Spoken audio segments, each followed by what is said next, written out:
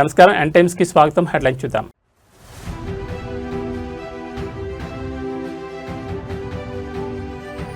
గులాబీ దళపతి సభకు సర్వం సిద్ధం. ఉమ్మడి కరీంనగర్ నేతలతో అగ్రనేతల కీలక భేటీ.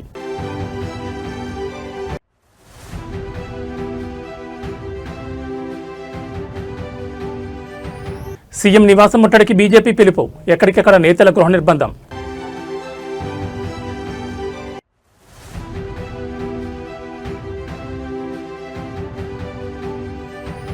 గుంటూరులో అంబటి రాంబాబు ధర్మ పోరాటం. కలెక్టరేట్ వేదికగా 12 గంటల దీక్ష ప్రారంభం.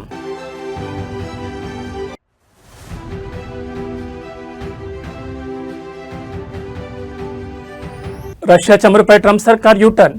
ఆంక్షల నుంచి మరో 4 రోజుల పాటు మినహాయింపు. ఇక డీటెయిల్స్ చూస్తే దేశ రాజధానిలో కీలక రాజకీయ పరిణామం చోటు చేసుకుంది. ప్రధానమంత్రి నరేంద్ర మోడీ అధ్యక్షతన కేంద్ర కేబినెట్ నేడు అత్యవసర సమావేశం కానుంది.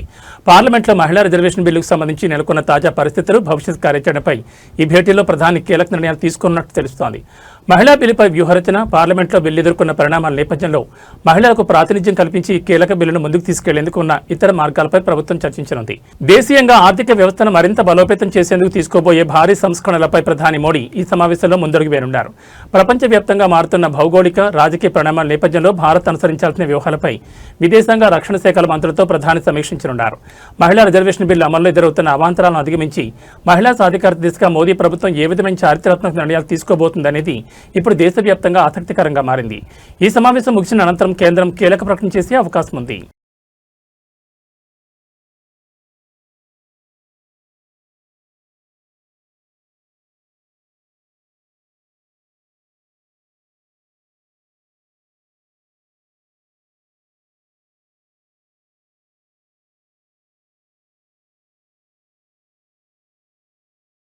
తెలంగాణ రాష్ట్ర తొలి ముఖ్యమంత్రి బీఆర్ఎస్ పార్టీ అధినేత కేసీఆర్ ఈ నెల 20న జగిత్యాలలో ప్రజా ఆశీర్వాద సభ నిర్వహించనున్నారు. ఈ సభ ఏర్పాట్లలో బీఆర్ఎస్ కీలక నేతలు బిజీగా ఉన్నారు. స్థానిక నేతలు దగ్గరుండి సభ ఏర్పాట్లు చేస్తున్నారు. ఈ ఏర్పాట్లను బీఆర్ఎస్ వర్కింగ్ ప్రెసిడెంట్ కేటీఆర్, మాజీ మంత్రి హరీష్ రావు స్వయంగా దగ్గరుండి పర్యవేక్షిస్తున్నారు. ఆ మేరకు ఆ ఇద్దరు నేతలు కలిసి శనివారం ఉదయం హరీష్ రావు నివాసం నుంచి జగిత్యాలకు బయలుదేరారు. వారు ఉమ్మడి కరీంనగర్ జిల్లాకు చెందిన పార్టీ కీలక నాయకులతో సమావేశమై సభ నిర్వహణపై దిశానిర్దేశం చేశారు. అనంతరం మధ్యాహ్నం 2 గంటలకు జగిత్యాలలో కేటీఆర్, హరీష్ రావు ఇద్దరు కలిసి మీడియా సమావేశం ఏర్పాటు చేయనున్నారు. ఈ సమావేశంలో సభకు సంబంధించిన వివరాలను వెల్లడించే అవకాశం ఉంది.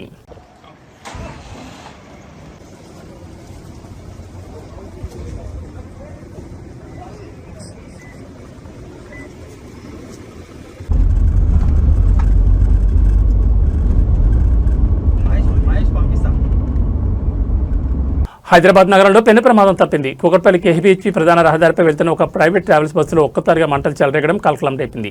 సకాలంలో సిబ్బంది స్పందించడంతో పెను ముప్పు తప్పింది. కేపీహెచ్పీ నుండి ఎస్ఆర్ నగర్ వైపు వెళ్తుండగా మెట్రో పిల్లర్ నెంబర్ 734 వద్ద ప్రమాదం జరిగింది. ప్రమాదానికి గురైన బస్సు నెంబర్ NL02B9955. ఇది హైదరాబాద్ నుంచి పాలకొల్లు వెళ్లాల్సింది. బస్సులో మంటలు రావడం గమనించిన సిబ్బంది వెంటనే అప్రమత్తమయ్యారు. బస్సును పక్కకు నిలిపివేసి లోపల ఉన్న ప్రయాణికులను హుటాహుటిన కిందకు దింపేశారు. దీంతో ఎవరికి ఎటువంటి ప్రాణహాని జరగలేదు. సమాచారం అందుకున్న అగ్నిమాపక సిబ్బంది వెంటనే ఘటనా స్థలానికి చేరుకున్నారు. ఫైర్ ఇంజన్ల సహాయంతో మంటలను పూర్తిగా అదుపులోకి తీసుకొచ్చారు. అయితే ఈ ప్రమాదం కారణంగా కేపీహెచ్పీ ఎస్ఆర్ నగర్ ప్రధాన రహదారిపై భారీగా ట్రాఫిక్ జామ్ ఏర్పడింది.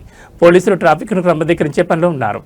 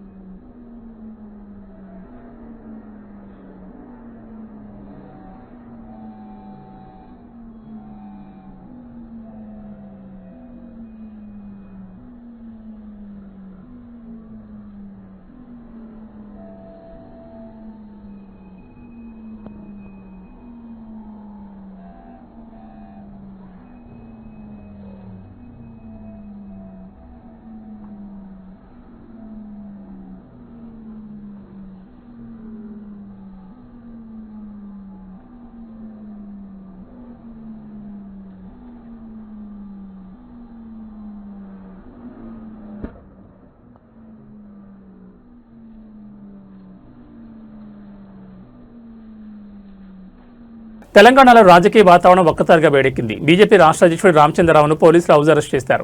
మహిళా బిల్లు విషయంలో కాంగ్రెస్ వైఖరిని నిరసిస్తూ ముఖ్యమంత్రి నివాసాన్ని ముట్టడించాలని బీజేపీ పిలుపునిచ్చిన నేపథ్యంలో పోలీసులు ముందస్తు చర్యగా నేతలను గృహ నిర్బంధం చేస్తున్నారు. సీఎం నివాసం ముట్టడికి బయలుదేరబోతుండగా రామచంద్రరావును ఆయన నివాసం వద్దే పోలీసులు అడ్డుకున్నారు. బయటకు రాకుండా భారీగా మోహరించారు. మహిళా బిల్లును కాంగ్రెస్ పార్టీ అడ్డుకుంటోందని ఆరోపిస్తూ దానికి నిరసనగా ఈ ముట్టడి కార్యక్రమం బీజేపీ చేపట్టింది. కేవలం రాష్ట్ర అధ్యక్షుడే కాకుండా రాష్ట్ర వ్యాప్తంగా పలువురు కీలక బీజేపీ నేతలను పోలీసులు ఎక్కడికక్కడ గృహ నిర్బంధం చేస్తున్నారు. పోలీసుల తీరుపై రామచంద్రరావు తీవ్ర ఆగ్రహం వ్యక్తం చేస్తున్నారు. ప్రజాస్వామ్యబద్ధంగా నిరసన తెలిపే హక్కును ప్రభుత్వం కాలరాస్తుందని ఆయన మండిపడుతున్నారు. ప్రస్తుతం రామచంద్రరావు నివాసం వద్ద బీజేపీ కార్యకర్తలు భారీగా చేరుకోవడంతో తీవ్ర ఉద్రిక్తత నెలకొంది. కార్యకర్తలకు పోలీసులకు మధ్య నెట్టులాట జరుగుతోంది.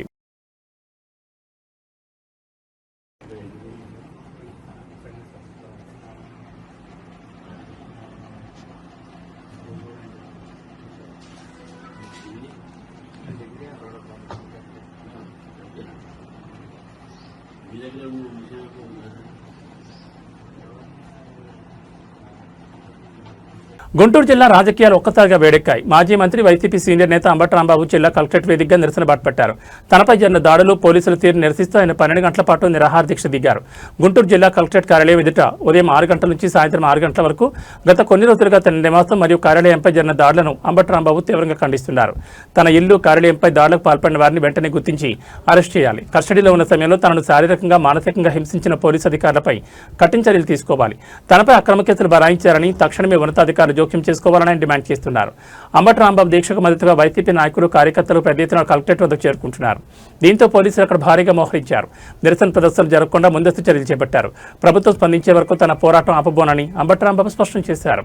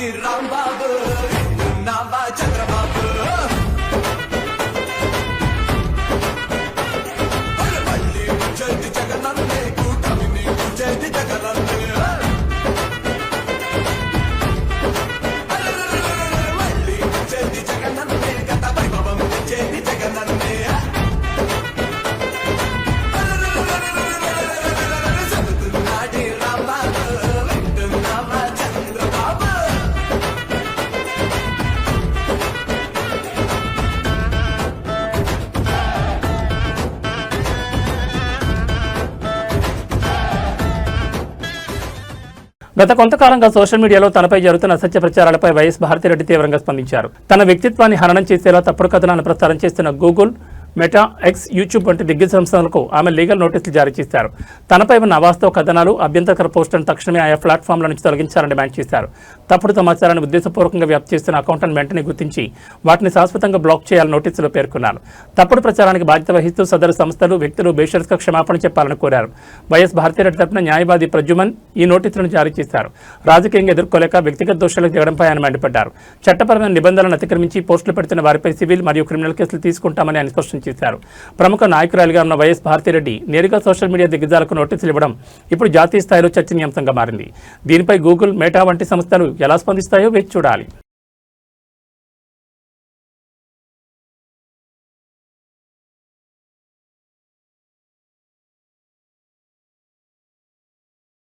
కలియుగ వైకుంఠం తిరుమలలో భక్తుల రద్దీ కొనసాగుతోంది. సాధారణంగా శనివారం అనగానే తిరుమల భక్తులు పోటెత్తుతూ ఉంటారు. అయితే ఈ వారం రద్దీ గతంతో పోలిస్తే స్వల్పంగా తగ్గినట్టు తెలుస్తోంది. ప్రస్తుతం శ్రీవారి దర్శనానికి పడుతున్న సమయం మరియు నిన్నటి ఆదాయ వివరాలను టీటీడీ వెల్లడించింది. ప్రస్తుతం వైకుంఠం క్యూ కాంప్లెక్స్లోని 11 కంపార్ట్మెంట్లలో భక్తులు వేచిపోయినారు. టోకెన్ లేని భక్తులకు దర్శనం కావడానికి సుమారు 6 గంటల సమయం పడుతోంది. దివ్య దర్శనం మరియు సర్వదర్శనం టోకెన్ కలిగిన భక్తులకు 3 నుంచి 4 గంటల స్వామివారి దర్శనం పూర్తవుతోంది. ప్రత్యేక ప్రవేశ దర్శనం టికెట్లు ఉన్న భక్తులకు 2 నుంచి 3 గంటల సమయం పడుతోంది. నిన్న ఒక్కరోజే 69,049 మంది భక్తులు శ్రీవారిని దర్శించుకున్నారు. మొక్కులు తీర్చుకున్న వారి సంఖ్య 23,842గా నమోదైంది. భక్తులు సమర్పించిన కానుకల ద్వారా స్వామివారికి 3.57 కోట్ల రూపాయల ఆదాయం సమకూరినట్లు అధికారులు తెలిపారు.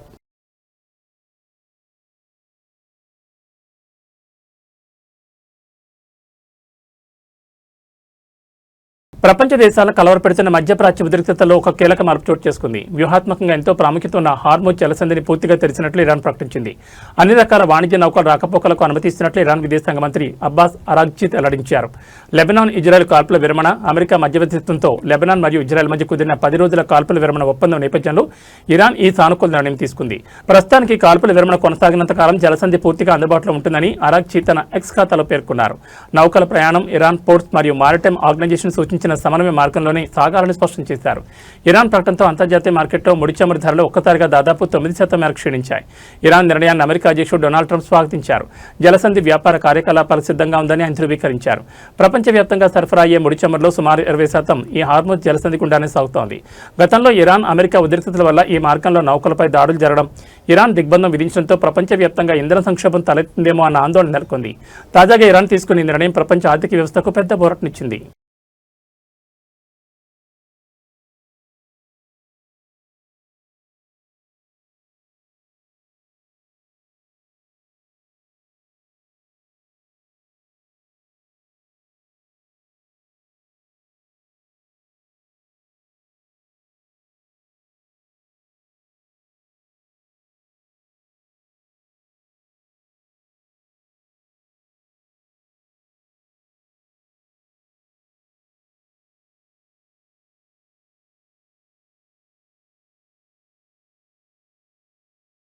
క్యాన్సర్ అనగానే ఆపరేషన్లు, కీమోథెరపీలు, రేడియేషన్లు గుర్తొస్తాయి. కానీ ఇప్పుడు బ్రెస్ట్ క్యాన్సర్ గడ్డలను తొలగించడానికి వైద్యులు అత్యంత ఆధునికమైన సులభతరమైన పద్ధతిని అందుబాటులోకి తెస్తున్నారు. అదే క్రయో అబ్లేషన్. కోత లేకుండా, సర్జరీ అవసరం లేకుండానే క్యాన్సర్ గడ్డలను మంచు మొక్కలా మార్చి నాశనం చేసే ప్రక్రియ ఇప్పుడు వైద్య రంగంలో హాట్ టాపిక్గా మారింది. ఈ విధానంలో వైద్యులు అత్యంత శీతల ఉష్ణోగ్రతలను ఉపయోగించి క్యాన్సర్ కణితిని గడ్డకట్టిస్తారు. ఒక ప్రత్యేకమైన పరికరాన్ని ఉపయోగించి కణితి లోపలికి అతి తక్కువ ఉష్ణోగ్రతను పంపిస్తారు. దీంతో క్యాన్సర్ కణాలు గడ్డకట్టి అక్కడికక్కడే నశించిపోతాయి. ఎటువంటి శస్త్రచికిత్స అవసరం లేని ప్రక్రియ ఇది. రోగి ఆసుపత్రిలో రోజుల ఉండక్కర్లేదు. కేవలం కొన్ని గంటల్లోనే చికిత్స ముగించుకుని అదే రోజు ఇంటికి వెళ్ళొచ్చు. ఆపరేషన్ కోతలు ఉండవు కాబట్టి నొప్పి చాలా తక్కువగా ఉంటుంది. శరీరంపై గాయాలు ఉండవు కాబట్టి రోగులు అతి తక్కువ సమయంలోనే సాధారణ స్థితికి చేరుకుంటారు. సాధారణంగా బ్రెస్ట్ క్యాన్సర్ చికిత్సలో వచ్చే మచ్చలు, ఇతర ఇబ్బందులు ఈ పద్ధతిలో ఉండవని వైద్య నిపుణులు చెబుతున్నారు.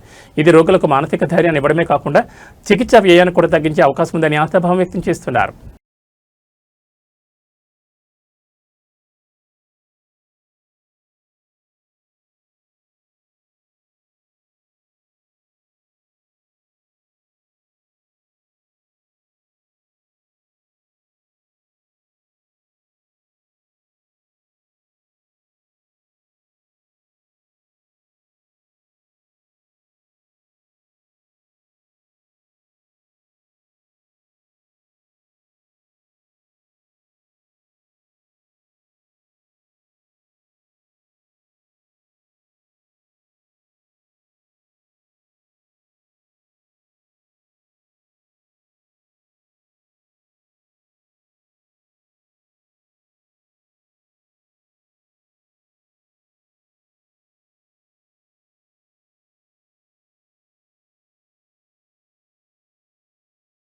ఏపీ రాజకీయ పరిణామాలు ఇప్పుడు తెలంగాణ గడ్డపై సెగలు పుట్టిస్తున్నాయి. తెలుగుదేశం, జనసేన కూటమి నేతల తీరుపై తెలంగాణ జర్నలిస్ట్ శంకర్ తీవ్రస్థాయిలో విరుచుపడ్డారు.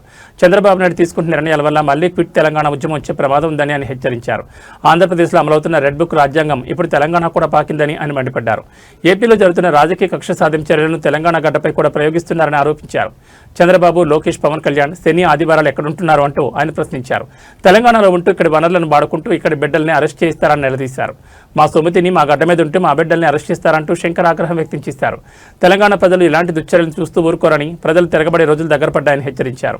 ఇటీవల ఏపీకి చెందిన పలువురు సోషల్ మీడియా యాక్టివిస్టులను, రాజకీయ నేతలను తెలంగాణలో ఉన్న వారి నివాసాల వద్ద ఏపీ పోలీసులు అరెస్ట్ చేయడం లేదా నోటీసులు ఇవ్వడం వంటి పరిణామాల నేపథ్యంలో శంకర్ చేసిన ఈ వ్యాఖ్యలు ఇప్పుడు సోషల్ మీడియాలో వైరల్ అవుతున్నాయి. తెలంగాణ అస్తిత్వాన్ని దెబ్బతీసేలా వ్యవహరిస్తే సహించేది లేదన్నట్లుగా ఆయన వ్యాఖ్యలు కొనసాగాయి. మనము కర్నూలు 4th టౌన్ పోలీసులు మన కేవీఆర్ని అరెస్ట్ చేసినప్పుడు చాలా క్లియర్గా మాట్లాడినాం. తెలంగాణలో రౌండ్ టేబుల్ సమావేశం పెట్టినప్పుడు ఆ రోజు మాట్లాడినాం. ఇది మంచి పద్ధతి కాదు అని చెప్పేసి అందరం సావధానంగా పద్ధతిగానే చెప్పినాం. మరి ఇక చూస్తూ ఉంటే మరి రెడ్ బుక్ రాజ్యాంగం ఓన్లీ ఆంధ్రప్రదేశ్లోనే ఇంప్లిమెంటేషన్ అవుతుందని నిన్నటిదాకా మనం అందరం అనుకున్నాము. బట్ తెలంగాణలో కూడా ఇంప్లిమెంటేషన్ అవుతున్నట్టు కనపడతా ఉంది. అసలు చంద్రబాబు నాయుడు, లోకేష్ గారు, పవన్ కళ్యాణ్ గారు శనివారం, ఆదివారం వస్తే ఏడుంటారు సార్? మీరు ఏడుంటారు అండి? తెలంగాణలో ఉంటున్నారు, హైదరాబాద్లో ఉంటున్నారు. నీ కాపలా ఉండేది ఎవరండి? తెలంగాణ పోలీసులు. తెలంగాణ ప్రజల సొమ్ముతో జీతాలు తీసుకుంటున్నటువంటి తెలంగాణ పోలీసులు మీకు కాపలా ఉంటున్నారు. మా సొమ్ము తింటారు, మా గడ్డ మీద ఉంటారు. మా బిడ్డలని ఇలా మీ గురించి మాట్లాడుతూ ఉంటే ఏమన్నాడు ఆయన? ఏం తప్పు? అచ్చా, రెడ్ బుక్, ఎర్ర బుక్, ఎర్రి బుక్ అన్నందుకు మీకేదో ప్రాబ్లం అయింది.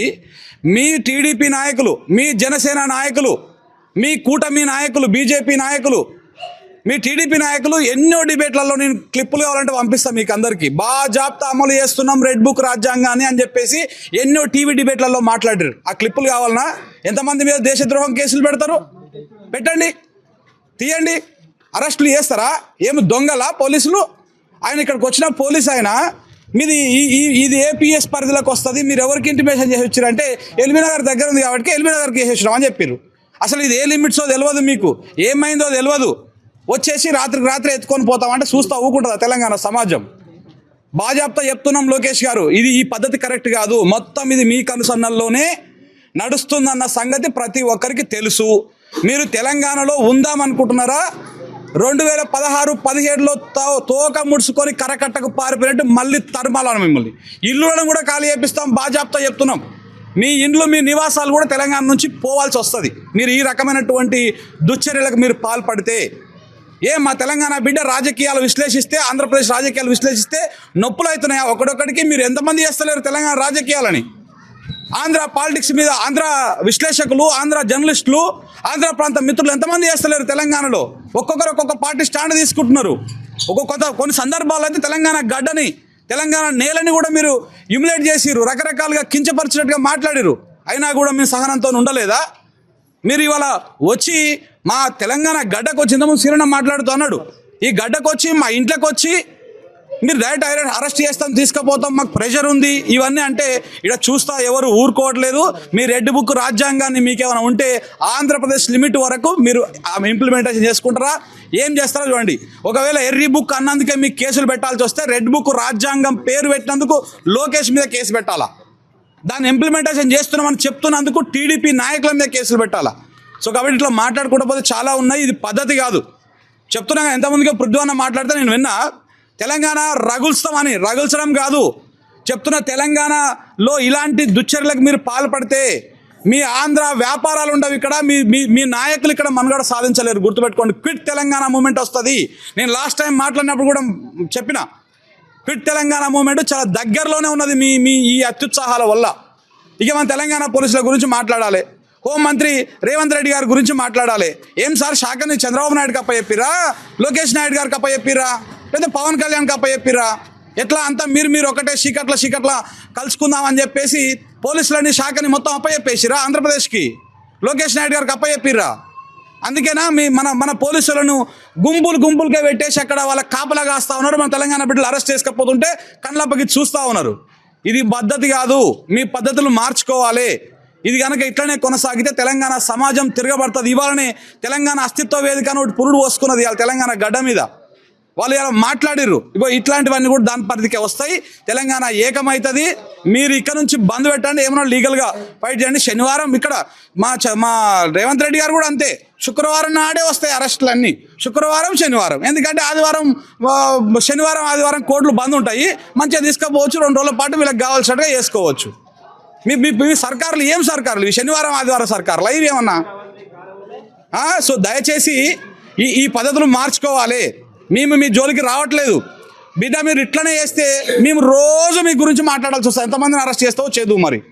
సో దయచేసి విజ్ఞప్తి చేస్తా ఉన్నా, ఏపీ పోలీసులారా, మీ మీద మాకు ప్రత్యక్షంగా కానీ పరోక్షంగా కానీ ఎలాంటి ద్వేషం లేదు, ఎలాంటి అది లేదు. రాజకీయ నాయకుల ఆటలో మీరు పావులు కాకండి. రేపు అధికారం మారితే, ప్రభుత్వాలు మారితే మీరు కూడా ఇబ్బందులు పడాల్సి వస్తుంది ఇట్లా ఇలాంటి దుశ్చర్యలకు పాల్పడుతున్నటువంటి వాళ్ళు. Thank you very much. భారత పార్లమెంట్లో జనవరి 28న ప్రారంభమైన 2026-27 బడ్జెట్ సమావేశాలు శనివారంతో ముగిశాయి. ఈ సమావేశాలు భారత రాజకీయాల్లో అత్యంత ప్రాధాన్యత సంతరించుకున్నాయి. ఫిబ్రవరి 1న ఆర్థిక మంత్రి నిర్మలా సీతారామన్ 53.47 లక్షల కోట్ల వ్యయంతో కూడిన బడ్జెట్ను ప్రవేశపెట్టగా ఉపాధి కల్పన, నైపుణ్యాభివృద్ధి, మౌలిక సదుపాయాలకు ఇందులో పెద్దపీట వేశారు. సమావేశాల చివరి దశలో నియోజకవర్గాల పునర్విభజన, మహిళా రిజర్వేషన్ల అంశంపై ప్రభుత్వం విపక్షాల మధ్య జరిగిన పోరు ఈ సెషన్కు కేంద్ర బిందువుగా నిలిచింది. ఈ సమావేశాల్లో పలు కీలక బిల్లులు ఆమోదం పొందాయి. ఆంధ్రప్రదేశ్ పునర్వ్యవస్థీకరణ బిల్లు 2026 ద్వారా అమరావతి రాజధానిగా అంశాలపై మరింత స్పష్టత లభించగా వ్యాపార లావాదేవీల సరళీకరణ కోసం జన్ విశ్వాస్ బిల్లుకు సభ ఆమోదం తెలిపింది. అయితే 131వ రాజ్యాంగ సవరణ బిల్లుపై జరిగిన చర్చల సమయంలో సభలో తీవ్ర గందరగోళం నెలకొంది. దక్షిణాది రాష్ట్రాల సీట్ల సంఖ్య తగ్గుతుందనే ఆందోళనతో విపక్షాలు ఏకతాటిపైకి వచ్చి ప్రభుత్వ నిర్ణయాలను వ్యతిరేకించాయి. దీంతో సభలో 131వ రాజ్యాంగ సవరణ బిల్లు వీగిపోయింది. ఈ బిల్లుకు అనుకూలంగా 298 ఓట్లు, వ్యతిరేకంగా 230 ఓట్లు వచ్చాయి. దీంతో డీలిమిటేషన్, కేంద్రపాలిత ప్రాంతాల చట్ట సవరణ బిల్లులను కేంద్రం వెనక్కి తీసుకుంది. మూడో రోజు శనివారం స్పీకర్ ఓం బిర్లా సభను నిరవధిక వాయిదా వేస్తున్నట్లు ప్రకటించడంతో మూడవ రోజు ఎటువంటి చర్చలు లేకుండా సభ వాయిదా పడింది. దీంతో సుమారు 3 నెలల పాటు సాగిన ఈ సుదీర్ఘ బడ్జెట్ సమావేశాలు అధికారికంగా ముగిశాయి.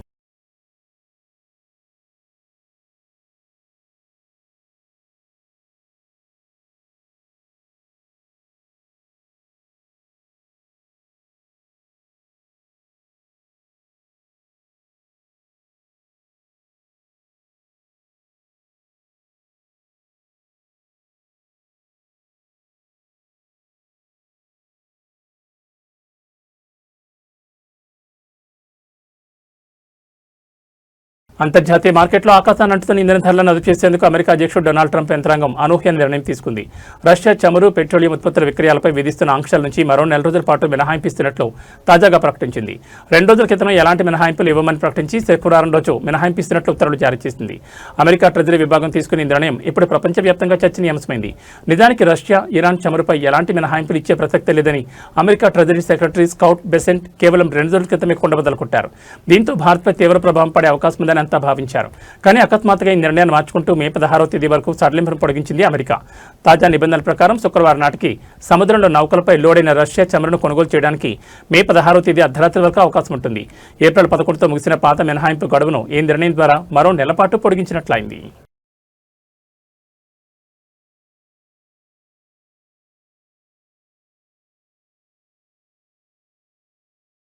ఏబీ బులెటిన్ విశేషాలు. నమస్కారం.